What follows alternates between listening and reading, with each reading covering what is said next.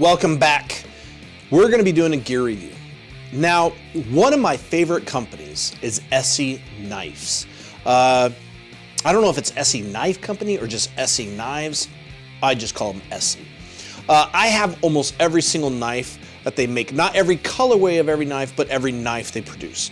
And we're just going to do an overall review real quick of some of their knives and some of my favorites. This is the first ESEE I got. I remember where I was at. It was in Cabela's up in Rapid City, South Dakota. It's just a simple knife. I got an aftermarket made sheath for it because this is one of my everyday carries. It's the perfect blade length for me, and it's perfect weight. It has a micarta handle. You can see the discoloration in that handle due to oils and things to that nature. It still retains a great edge. But what about ESEE Knives? ESEE is not even a knife company. They are a training company that does knives. Blade HQ just did a video on their top fixed blade knives and budgets and stuff like that. It's a great video. Check them out. I love that company. They actually had this particular ESEE on there. So let's just go through the Zulu 2. This is a great overall everyday carry knife, great fixed blade. This here is the ESEE 4 with serrations. I love serrations. I have several of these exact knives with serrations and without, with the micarta handle. I have it on my gun belt. I have one in my get home bag. It is a phenomenal knife. Here is the ESEE 4 as well, but with a different type of handle, non-serration. This here is an ESEE LS. This is a really cool knife. I actually like the feel of this probably the most. And you can see the different blade lengths, different blade widths.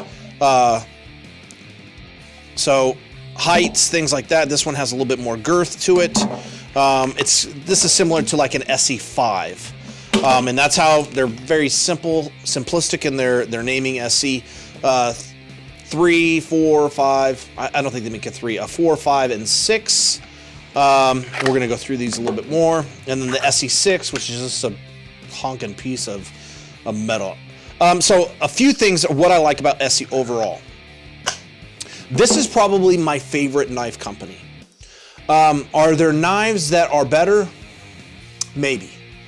But the things I'm looking for in a knife. For instance, this is my favorite ESEE knife they make, I would say overall, the ESEE 4. One of the things I like that all ESEE have, and remember, they are a training company, so there's a few characteristics that all their knives have. This pointer finger stop right here, that is huge to me. These are things I look for in knives, and I'm gonna be doing a lot of knife reviews, and I'm gonna be explaining why. One, I look at buying knives as an investment. If I take care of my knives, I can hand these down to my children, to my grandchildren, to my great-great-grandchildren, and they're gonna last generations. Really, if you take care of them, there's nothing that can go wrong with them. Secondly, ESEE, as long as they're in business, no matter what you do with this knife, break it, whatever, you send it in, they're going to replace it. So that's something else. But also, I've gotten into the habit more and more of looking at knives as art. And that might seem weird to some, but to me it's like, would I rather have this knife, which retails for between $100 and $120, or would I rather have the $120? Now that's a trick question because that really depends upon your economics. But as our valuation of our dollar and things like that, and if you look at the $100 overall over the course of 50 years, let's say, is this going to be worth more that I spent $115 on, or is the $115 going to be worth more? Meaning, what's of more value? And as I've gotten older and my kids get older and my expenses on certain things go down, I have a little bit more discretionary income, I look at these as investments, and then I look at them as art. And so I'm not just looking at it as, okay, this is just a tool that I use, which I do. I use a knife every day, several times a day. But I look at it as, one, these are things that have intrinsic value. They're gonna last a lifetime, several lifetimes if they're taken care of. One. Two, I look at them as art. I think it's beautiful. Especially, you know, the different colorways and things like that. But going back to ESEE, the thing I like about ESEE is it's really hard to find a knife of this quality at the price point that it's at. And I own every single one pretty much that they have. This ESEE 6, which is a big honking piece of steel, really cool looking, runs right around 130 to 140 bucks, somewhere in there, and you might even be able to get it cheaper than that. That is not a lot of money, especially with inflation, if you're seeing what you're getting. And what are you getting with ESEE? You're getting their unbelievable warranty, no questions asked. You send it in for whatever reason, if it's broke, whatever, they're gonna send you a new one. Two, it's made in the US, which you've heard in previous videos. I'm really conscientiously trying to buy more products within the US to support American businesses.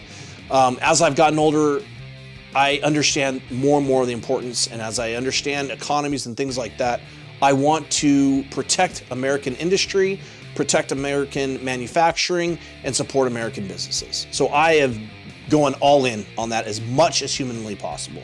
I don't judge anybody who's buying foreign products or anything like that. This is just a personal decision that I'm doing. So, secondly, it's made in the US. Third, they use spring steel, which is a great steel.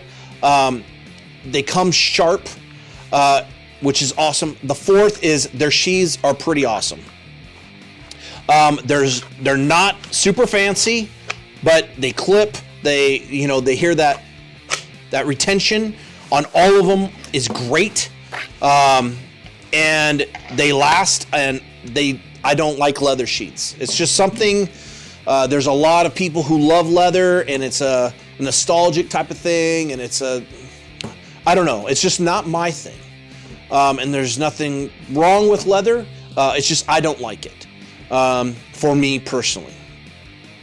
And so that's another thing. I love their sheaths. They're simplistic. They come with belt clips on every single one that you can move them horizontally, vertically, whatever.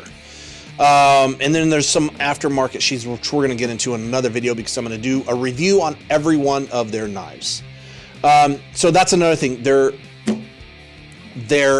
sheaths are awesome. Another thing that I like about their knives is they all have this ridge right here, these grooves for your thumb.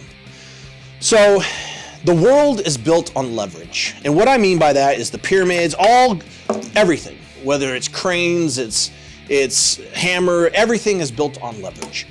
And what I like about these tools here is when they've designed these knives, they all have this crook for your pointer finger and this groove for your thumb. And that's important to me because if you're using a product, if you use a hammer, if you've used pry bars, you've used anything, and your hands are wet, you understand the importance of leverage. And ESEE understands that in their simplistic design. They give a good catch so your hand doesn't slip off, and it can still slip off, right? It doesn't mean throw caution to the wind, but they give you all of the aspects that you need for safety. So you have a good hand catch, and you have great thumb retention here on these ridges to get leverage. And that's another reason why I love ESEE, is because they give you these ridges on all of their knives. They give you this good stop for your hand for safety. So it's made in America. It's super sharp.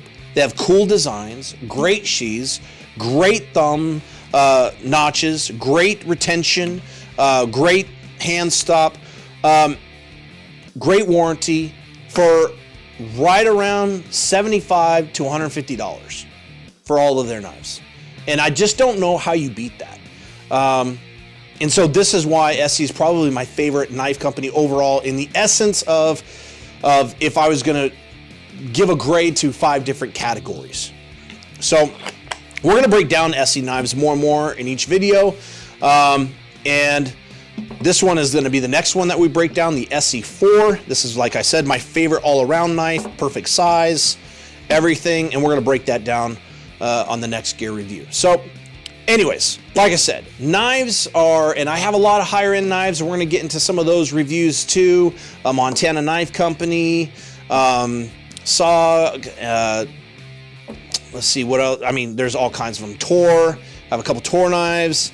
Tops knives, got some nice ones of those. So we're going to be going through knives because I really like knives. I think, but like I said, look at it not just as the tool, but look at it as the value, not just the dollar value, but the long-term value.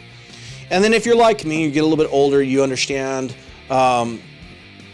the value of the art behind it as well. Like, I can look at this, and I have a drawer full of knives, and my son, who's 16, gonna be 17, he goes in there, and he looks at them and holds them, and they're cool. Like, they look cool. And you look at it and you're like, wow, that is, somebody made that in America with this design, with these colorways, and it looks nice, and it looks pretty in a way, and it's utilitarian, it'll last a lifetime. That's cool, and that has value. And oftentimes we just dismiss that, and we're looking for the cheapest thing, and we're not looking at other aspects. And to me, I appreciate this as art as well. And so that might be a different take that you haven't thought about. So we're gonna get into this later. I'll see you next time. Stay tuned, like, subscribe, hit the bell. We're gonna be doing a lot of knife reviews, a lot of gear reviews. That's really what I'm gonna be focusing on a lot this year. I have a lot of products that I use all the time. We're gonna be doing some adventures, gonna be going some places, gonna be taking some footage of that stuff. Send your recommendations down in the comments below, what you like, what you don't like, what you do like about ESEE Knives, what you don't like about ESEE Knives. We'll see you next time.